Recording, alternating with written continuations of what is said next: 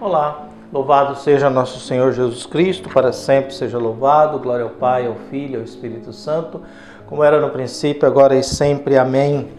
Queridos irmãos e irmãs, paroquianos da nossa paróquia, Nossa Senhora da Badia, Diocese de Cristalândia, graça e paz, que Deus abençoe e ilumine a todos nós, unidos na fé nesse dia 20 de agosto de 2024, nessa terça-feira, dia de São Bernardo, abade doutor da Igreja.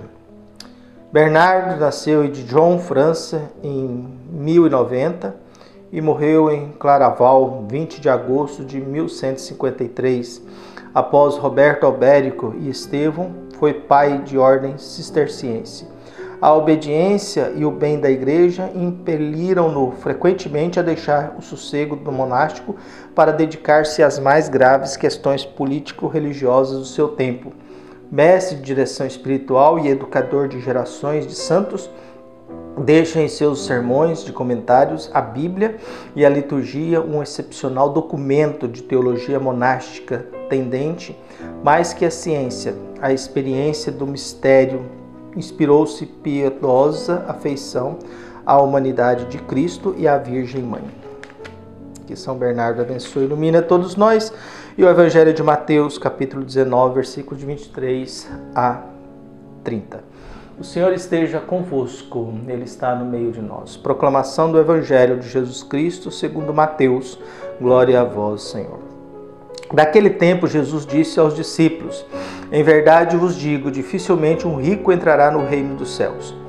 E digo ainda, é mais fácil um camelo entrar pelo buraco de uma agulha do que um rico entrar no reino de Deus. Ouvindo isso, os discípulos ficaram muito espantados e perguntaram: então, quem pode ser salvo? Jesus olhou para eles e disse: para os homens isso é impossível, mas para Deus tudo é possível. Pedro tomou a palavra e disse a Jesus: vê, nós deixamos tudo e te seguimos. O que haveremos de receber? Jesus respondeu: em verdade vos digo, quando o mundo for renovado e o Filho do Homem se sentar no trono de sua glória, também vós que me seguistes, havereis de sentar-vos em 12 tronos, para julgar as 12 tribos de Israel.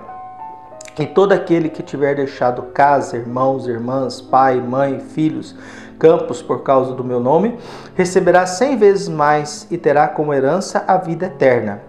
Muitos que agora são os primeiros serão os últimos, e muitos que agora são os últimos serão os primeiros. Palavra da salvação. Glória a vós, Senhor. Caros paroquianos, o Evangelho entra depois do episódio do rico, que Jesus viu nele a possibilidade de receber, viu ser perfeito e ser um discípulo dele, e ele entristecido porque a riqueza dele é mais importante do que ser perfeito, a riqueza dele é mais importante que ter a vida eterna, ter vida. Então Jesus percebe a dificuldade que nós temos diante do apego ao acúmulo. Quando a gente fala de riqueza, a crítica evangélica não é o fato de ter muita coisa. Se fosse assim seria fácil, nós seremos salvos baseado na nossa conta bancária. Não é isso. É como é que eu me comporto diante das coisas que eu tenho. Como é que eu me comporto diante da riqueza. Uma coisa é o ser humano ganancioso, que só pensa em ganhar e não pensa em mais nada. É o rico e Lázaro. O rico só pensa em festa, vestes vistuosas, roupas chiques e nada mais além disso. Ele não pensa em ninguém. Nem família parece que tem. Então, a questão do Evangelho é como que eu me comporto diante da riqueza.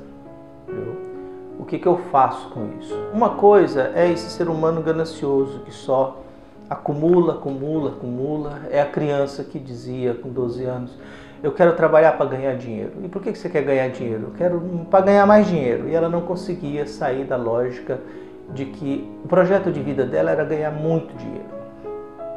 E você pergunta: o que você vai fazer com tanto dinheiro? Ela não sabia. Ela não sabia, viu? Mas ela queria era ganhar dinheiro. Então nós temos diante do Evangelho isso. Por isso que Jesus disse: é muito difícil o rico entrar. Porque para ele a riqueza e a necessidade de acumular, de ter cada vez mais, de não pensar em ninguém, só pensar nele, é mais importante que qualquer outra coisa.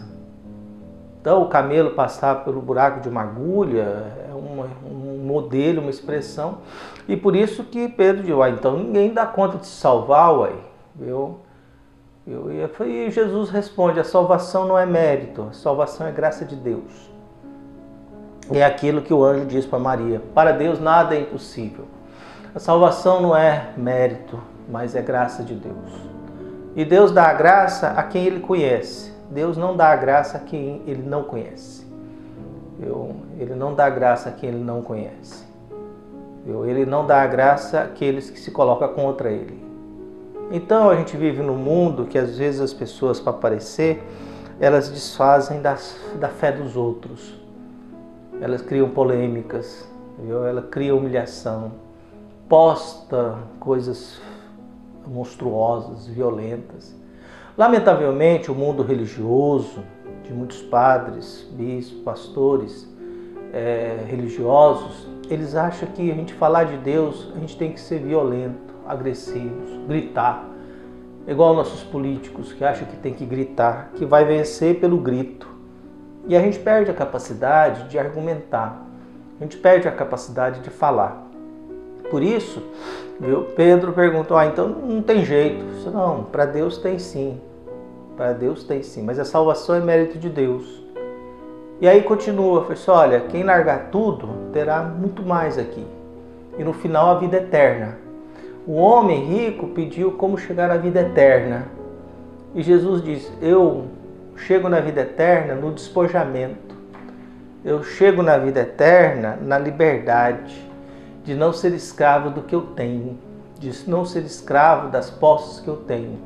De não considerar o que eu tenho ser mais importante do que o outro.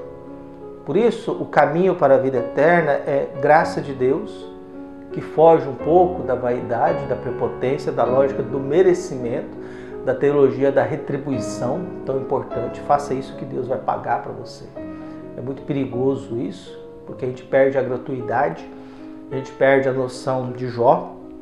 Deus me oferece o mal também, porque eu só tenho que ganhar as coisas boas. E eu tenho que sobreviver diante daquilo que não é bom. Então que Deus possa abençoar, iluminar todos nós, nos fortalecer, e que nós não sejamos escravos daquilo que possuímos, mas que aquilo que a gente possui seja para a vida digna, nossa e do próximo, seja para contemplar a vida e para que a gente tenha mais condições de servir a Deus. Um abraço, até mais.